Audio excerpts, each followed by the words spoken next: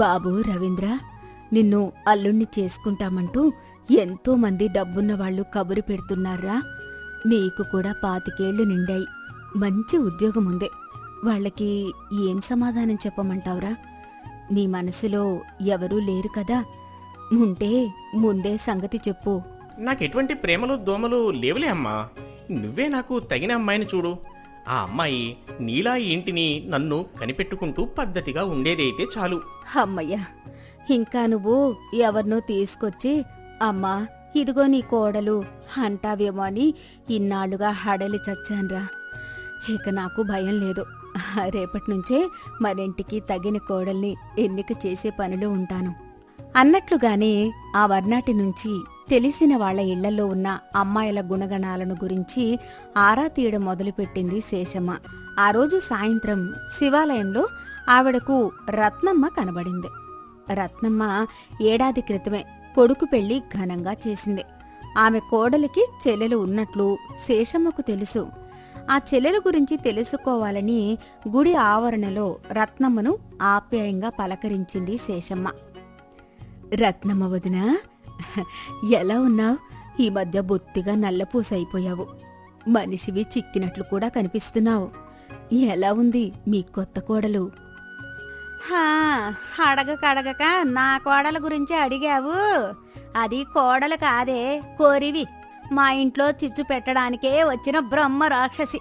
1,00,000 రూపాయల కట్నం తెచ్చినందుకు ఎక్కడ లేని అహంభావం దానికి. కూరలో కరివేపాకులా నన్ను తీసి పారేస్తోంది. ఇంట్లో పెత్తనం అంతా దానిదే. ఆ ఇంట్లో జీతం లేని పని పిల్లాడిలా ఉన్నాను నేను. ఇంటి చాకరీ అంతా నేనే చెయ్యాలి.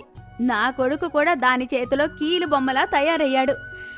ఏం చెప్పమంటావు నా కష్టాలు?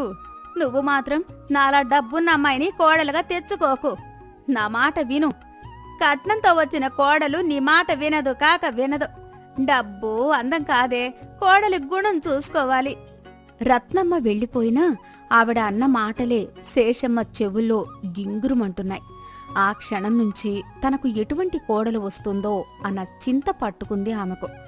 కోడలు గయ్యాళి అయితే ఆ ఇల్లు నరకంలాగే ఉంటుంది మరి.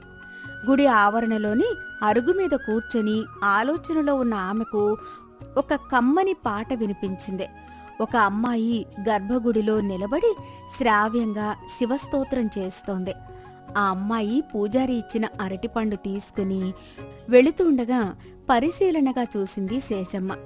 ఆ అమ్మాయి సాధారణమైన చీరలో కూడా హుందాగా ఎంతో పద్ధతిగా ఉంది. ఆమె వెళ్ళగానే శేషమ్మ పూజారిని సమీపించి, ఎంతో చక్కగా పాట పాడి వెళ్ళిన ఆ అమ్మాయి ఎవరు పంతులు గారు? ఆ అమ్మాయా? గుడి బయట చిన్న పూజా సామాగ్రి కొట్టు పెట్టుకుని ఉన్న కాంతయ్య కూతురు ఉష. రత్నం లాంటి పిల్ల. ఎంత అణుకువ, ఎంత భక్తి. తల్లి చిన్నతనంలోనే పోయింది. అప్పటి నుంచి ఆ ఇంటి బాధ్యత అంతా తనే చూసుకుంటూ బాగా చదువుకుంది. ఏ ఇంటి కోడలవుతుందో కాని వాళ్ల పంట పండినట్లే. అయితే కాంతయ్య కానీ కట్నం ఇచ్చుకోలేడు. అందుకే పాపం ఆ అమ్మాయి పెళ్లి అవడం లేదు. అలాగా? పిల్ల నిక్షేపంగా ఉంది, పైగా నెమ్మదైన పిల్ల అంటున్నారు. ఒకసారి వాళ్ళ నాన్నగారితో మాట్లాడాలి. ఆయనను మా ఇంటికి పంపించగలరా? రేపు పొద్దున్నే పంపిస్తాను. ఆ శివయ్య పుణ్యంతో ఆ పిల్ల మీ ఇంటి కోడలు అయితే అంతకంటే కావలసింది ఏముంది? అన్నట్లుగానే మర్నాడు ఉషా తండ్రి వచ్చి శేషమ్మను కలిశాడు. ఒక మంచి రోజున శేషమ్మ, రవీంద్ర వెళ్లి ఉషాను చూసి వచ్చారు. ఉషా, రవీంద్ర పరస్పరం నచ్చుకున్నారు. మాసం తిరగకుండా కొడుకు పెళ్లి ఉషతో జరిపించింది శేషమ్మ. ఉష కాపురానికి వచ్చిన రోజే అత్తగారి పాదాలకు నమస్కరించి, నిజంగా నా పాలిట దేవత మీరు. ఇంట్లో మీరు ఎలా చెప్తే అలా నడుచుకుంటాను. మీరు వంటింటి ఛాయలకు కూడా రావద్దు. 2 పూటలా వంట నేనే చేస్తాను. మీరు హాయిగా కాలు మీద కాలు వేసుకుని కూర్చోండి. మీ ఇద్దరికీ వేళకు కావలసినవన్నీ చేతికి అందిస్తాను. కోడలి మాటలు విని మురిసిపోయింది శేషమ్మ. తను కోరుకున్నట్లుగా అనకువగా ఉండే కోడలు వచ్చింది. కోడలు ఇంట్లో అడుగుపెట్టిన మరుక్షణం నుంచే శేషమ్మకు పూర్తి విశ్రాంతి దొరికింది. ఇలా ఎంతో ఆనందంగా రోజులు గడిచిపోతున్నాయి. అయితే 6 మాసాలు గడిచేసరికి ఆ సంతోషం ఆవిరైపోయేలా శేషమ్మ మంచం పట్టింది. ఆమెకు ఏ పని చేయకపోయినా గుండెదడ, ఆయాసం, ఏమీ తినబుద్ధి కాదు. బలవంతం మీద తిన్న ఒక్కటే నీరసం, పైపెచ్చు తలుపు చప్పుడైన చిరాకు, కోపం. రవీంద్ర ఎంతోమంది వైద్యులకు ఆమెను చూపించాడు. ఆమెకు వచ్చిన జబ్బు ఏంటో ఏ వైద్యుడూ కనిపెట్టలేకపోయాడు. రవీంద్ర ఆమెను పట్నంలో ఉన్న పెద్ద వైద్యుడి దగ్గరకు తీసుకువెళ్లాడు.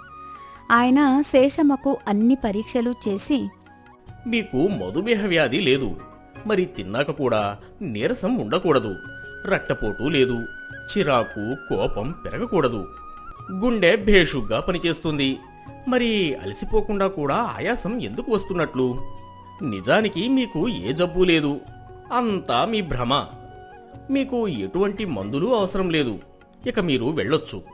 అయితే ఇంటికి తిరిగి వచ్చాక శేషమ్మ ఆరోగ్యం మరీ క్షీణించింది. అమ్మా ఉషా, ఇక నేను అట్టే కాలం బతకలే తల్లి. నా ఒళ్ళు గొల్లైపోయింది.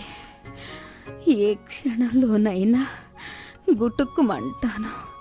నీ కడుపున ఒక కాయ కాస్తే చూసిపోవాలని నా ఆశ. ఆ రాత్రి ఉషా భర్త ముందు కళ్ళ నీళ్లు పెట్టుకుని భర్తతో ఇలా అందే. అత్తగారి జబ్బు ఏంటో ఏ వైద్యుడు కనిపెట్టలేకపోతున్నాడు. ఆవిడ బాధ చూస్తూ ఉంటే నా కడుపు తరుక్కుపోతోంది. 6 నెలల క్రితం నిక్షేపంగా తిరిగిన మనిషి ఇలా మంచం పట్టడమేంటో. దేనికైనా దైవకృప కూడా ఉండాలని అంటారు. రేపు సాయంత్రం ఆవిడను జాగ్రత్తగా గుర్రపు బండిలో శివాలయానికి తీసుకుని వెళ్ళండి. ఆ గుడంటే ఆవిడకు చాలా ఇష్టం. ఒకసారి అలా వెళ్ళి వస్తే ఆవిడకి కూడా కాస్త కాలక్షేపం అవుతుంది. మర్నాడు సాయంత్రం రవీంద్ర కచేరీ నుంచి త్వరగా వచ్చి తల్లిని శివాలయం తీసుకువెళ్లాడు. వాళ్ళు వెళ్లిన కాసేపటికి అనుకోకుండా పట్నం నుంచి ఉషా పెద్దనాన్న కొడుకు రాజారాం వచ్చాడు.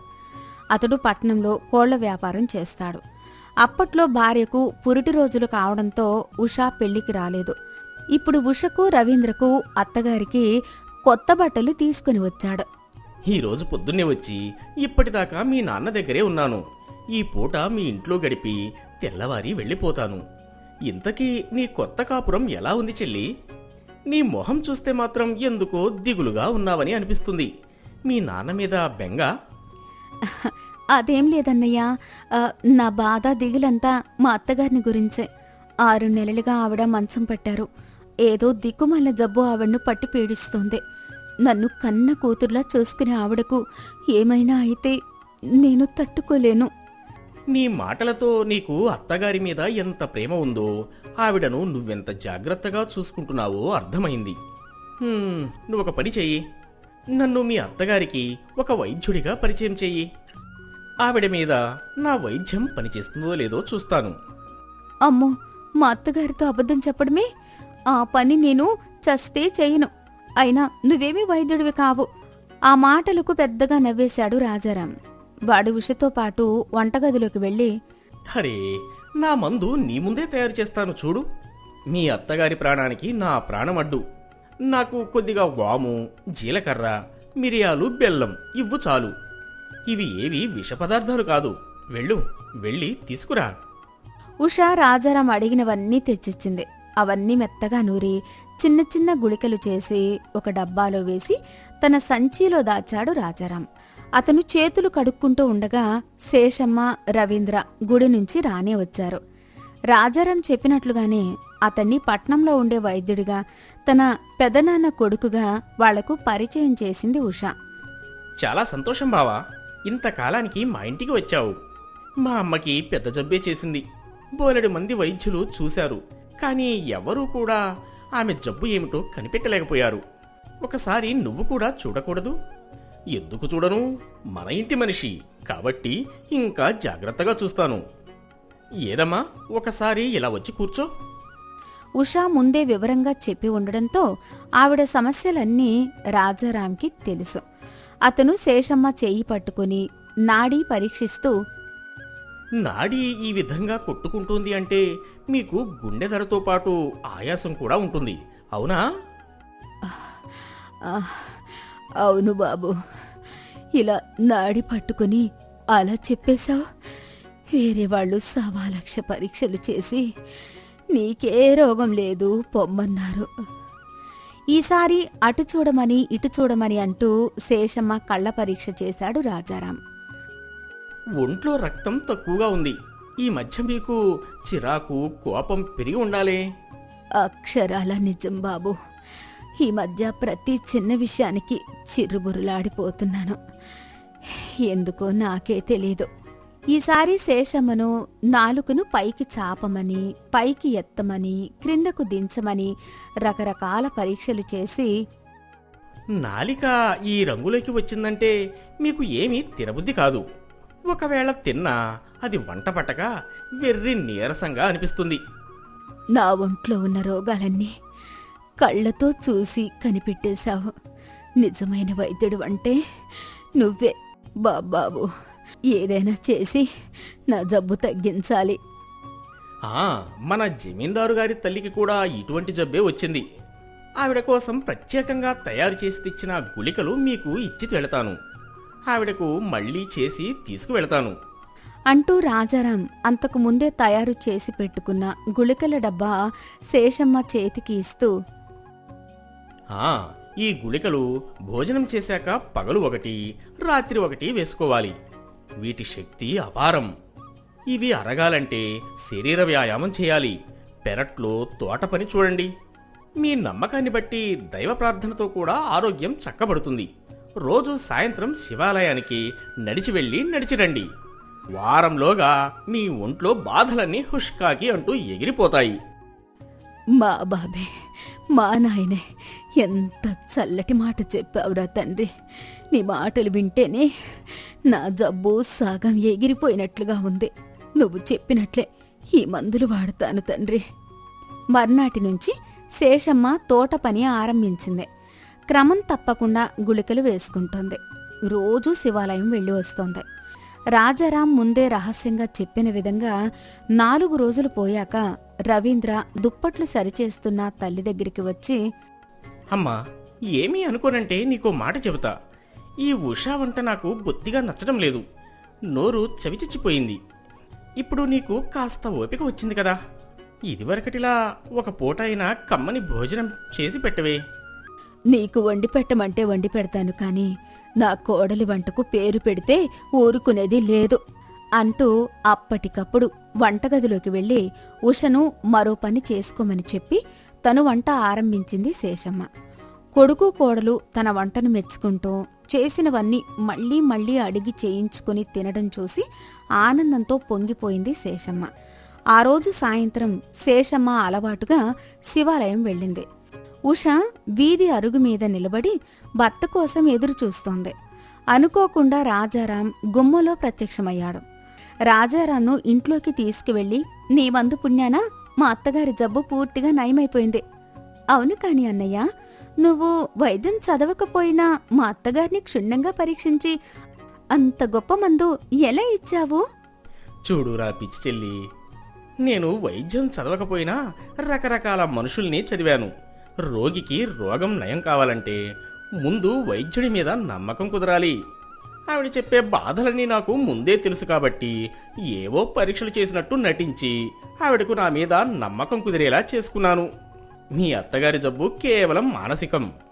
కోడలు రాగానే ఆ ఇంట తన ప్రాధాన్యం తగ్గిపోయిందని, కొడుకు చేయి దాటిపోయాడని, అతడికిక తన అవసరం లేదని, ఇక ఆ ఇంట్లో ఎవ్వరికీ తనతో పని లేదని ఏవేవో ఊహించుకుని మనోవ్యధకి గురవుతారు.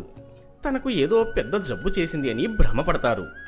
ఓపిక లేనట్లు మంచం ఎక్కేస్తారు. లేని జబ్బుకే మందు ఇచ్చాను నేను.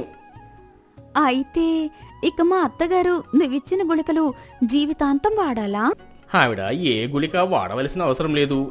మీరు మాత్రం ఇక మీదట మీ అత్తగారిని ఒక పక్కన కూర్చోబెట్టక మీతో కలిసి ఆవిడకు చేతనైన పనులు చేయనియండి. అన్ని విషయాల్లో ఆవిడ సలహా తీసుకోండి.